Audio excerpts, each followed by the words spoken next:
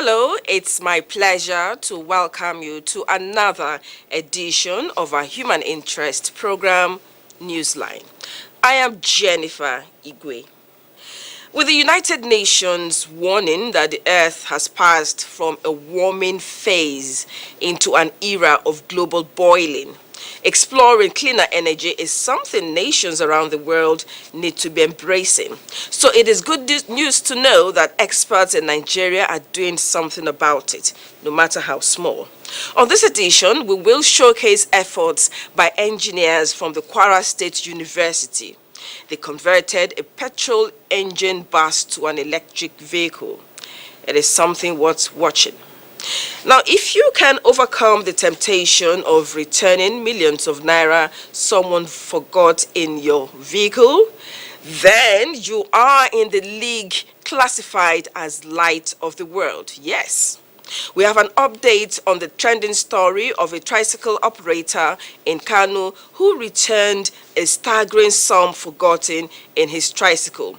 He is proof that honesty and good character will make you shine. There's still on honesty. Stay tuned to find out how a visiting lecturer at the Nigerian Defense Academy, NTA, returned to the authority over ₦1 million post-contract payment. Now, that is rare. Most times when things like that happen, people just walk away. Now, plus an outstanding ability in disability story of a caterer who is defying all odds to excel. A must-watch. But let's start with the news segment. Elizabeth Omori in Abuja is set. Hello, Lizzie. Nice to see you. Nice to see you too, Jennifer, and thanks for joining us in Abuja. President Bola Tinubu directs security agencies to rescue the remaining female students of the Federal University Gusau, Zamfara State, who were recently abducted by terrorists.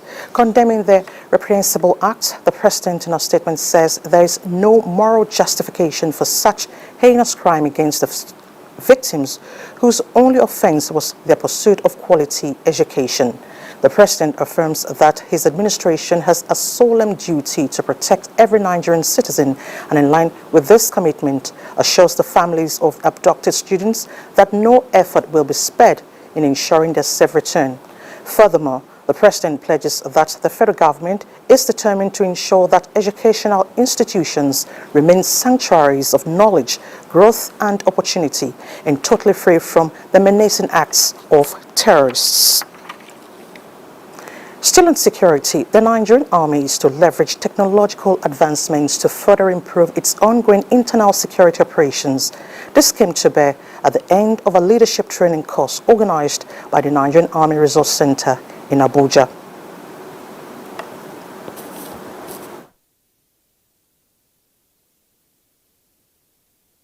We're in the digital age now, so you cannot afford to be left behind, even at your own level.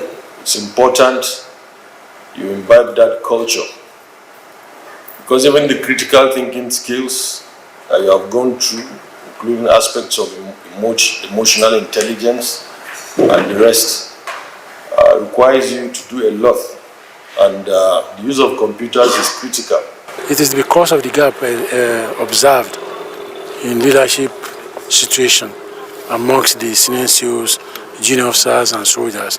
That's why the center was challenged to run the program, and that's why we're running it. And the report from the field has been wonderful again, and that's why the chief of training came to further challenge the center to at least keep on running the program effectively and efficiently the way we're doing. Also seeks to enhance operational efficiency by bridging gaps between senior and junior cadre officers during operations. Meanwhile, Bauchi State Police Command has arrested 2 suspects for allegedly killing 2 casual workers under the Gamawa Local Government Council of the state. Hali Muhammad completes the story.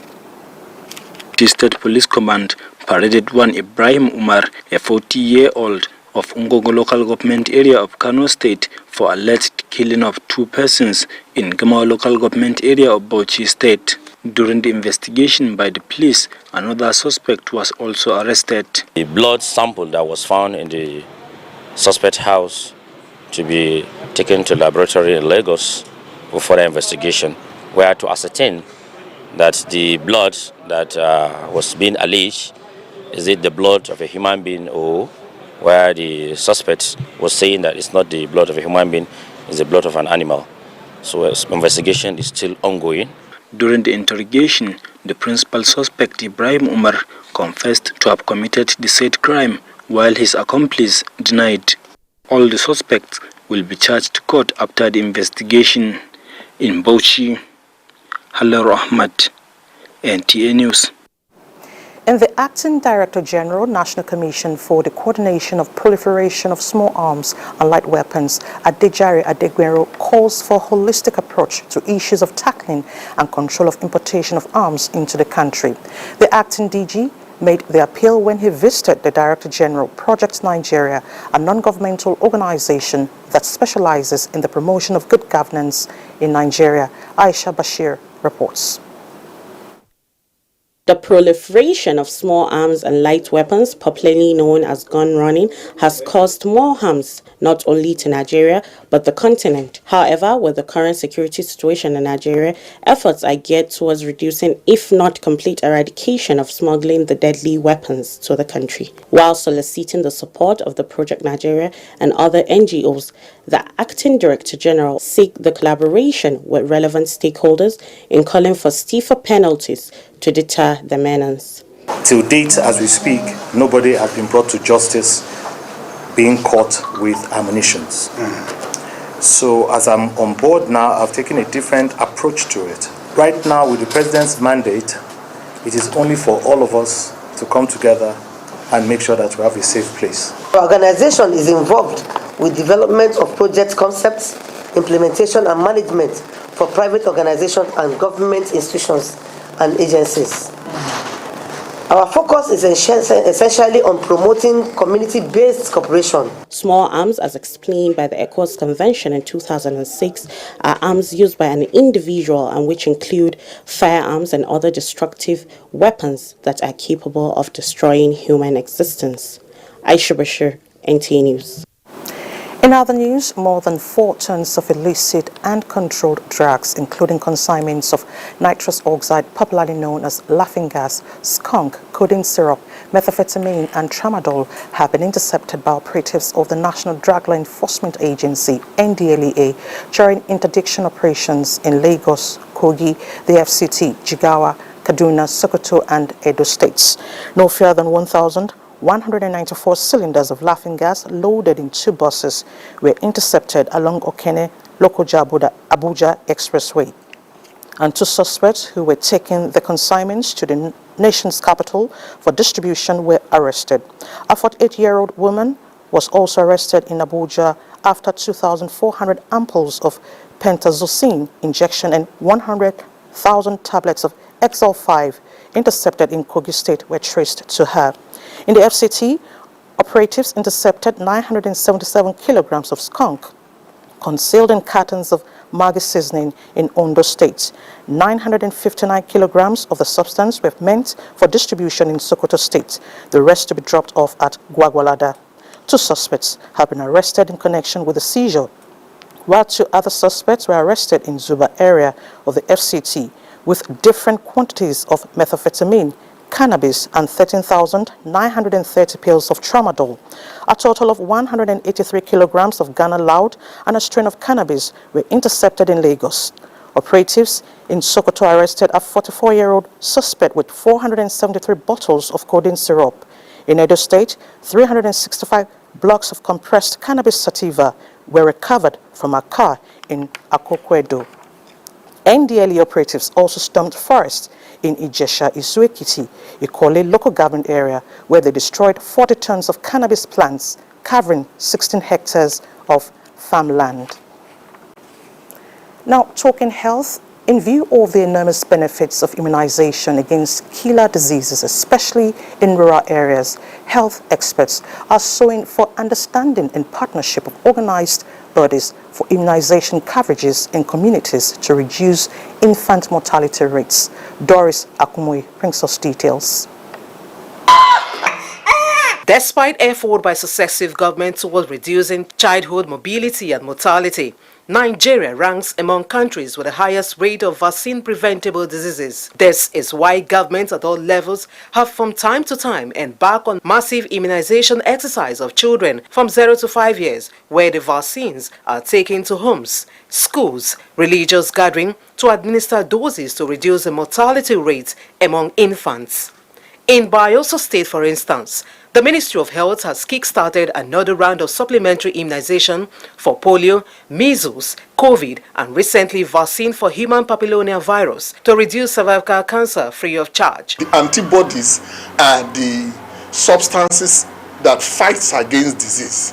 Consequently, effort by stakeholders to secure a healthy society is not without challenges arising from personal beliefs, superstitions, and militating against the success of the exercise. This, many believe, should be managed through increased advocacy and enlightenment, especially for rural dwellers, to achieve success. When they take the immunization, when the baby's body is hot, say their husbands will tell them that they should not come again. The conspiracy theory, some people felt it was some way of the Western world trying to reduce the population of